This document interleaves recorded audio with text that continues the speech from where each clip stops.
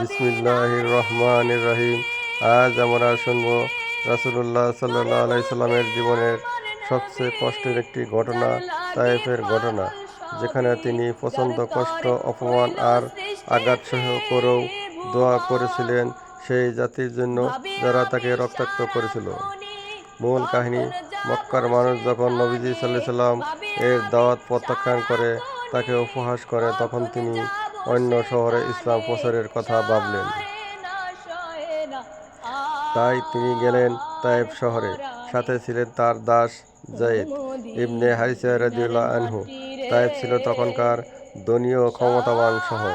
নবীজি সাল্লাল্লাহু আলাইহি সাল্লাম শহরের নেতাদের কাছে গেলেন, শান্তভাবে বললেন, আমি আল্লাহর রাসূল, তোমাদের জন্য দাওয়াত নিয়ে এসেছি।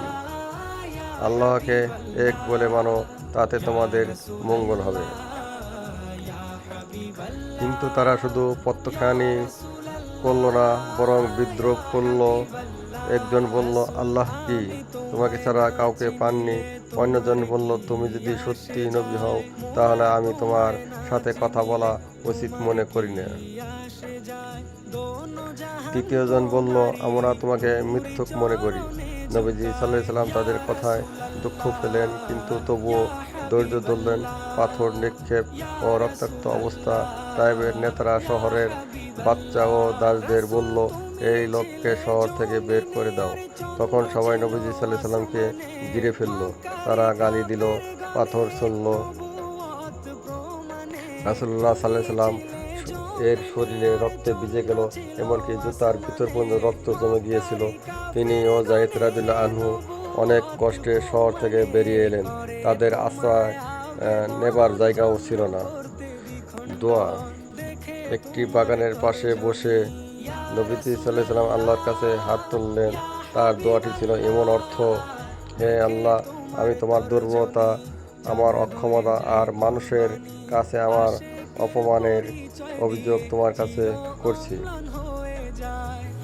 হে করুণাময় আল্লাহ, যদি তুমি আমার প্রতি রুষ্ট না হও, তবে আমার কিছু আসে যায় না। আমি তোমার রহমত কামনা করি। ফেরেশতার আগমন। এমন সময় আকাশ থেকে জিবরাইল আলাইহিস সালাম এলেন।